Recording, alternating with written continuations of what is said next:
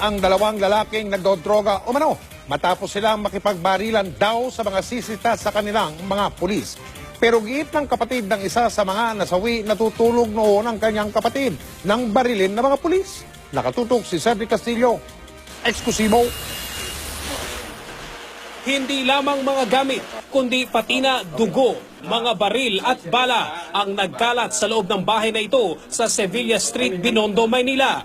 Ayon sa Manila Police, pasado alas 11 ng umaga nang makaengkwentro ng mga operatiba ng intelligence group ng MPD, sina Romel Kalahatian at Jesse Castro. Tawag po ito ng isang concerned citizen sa San Nicolas PCP. Sa ngayon po dun sa caller, meron daw pong nagaganap na possession, saka illegal selling of drugs. Sa ngayon sa mga kapitbahay, matagal na nilang pinagsasabihan na itigil na nila yung kanilang illegal na gawain. Ang pangkaraniwan daw sanang pagsita sa di umano'y nagsesesyon na uwi sa madugong engkwentro. Pagdating ng mga tropa dito, agad silang pinaputukan itong sa unahan na itong sa labas, itong sa may lamesa. Meron pong isa dyan sa loob na nakarumputukan, nakiputok na rin. Itinakbo pa sa ospital ang dalawang sospek pero binawian din agad ng buhay. Natagpuan din umano sa dalawa ang mga sachet ng shabu habang na-recover sa loob ng bahay ang dalawang revolver at ilang bala.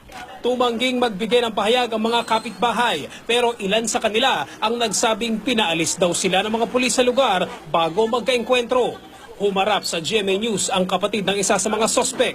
Inamin niyang user ang kapatid na si Jesse pero wala raw katotohanan ang bersyon ng mga pulis sa sinapit ng kapatid. Natutulog lang po sila, katunayan nakapadlock po yan. Tapos ninestrong ka nila, ayun tapos pinagbabaril nila yung natutulog dyan. Ano ipapaputok ng kapatid ko? Wala na nga kami makakain, kukuha pa ng baril. Hindi po ba yung magpa-file ng kaso sa pulis? Wala naman pong mangyayari kahit mag-file kami sa pulis. Itinanggi ng Manila Police ang mga paratang. Cedric Castillo, nakatutok, 24 oras.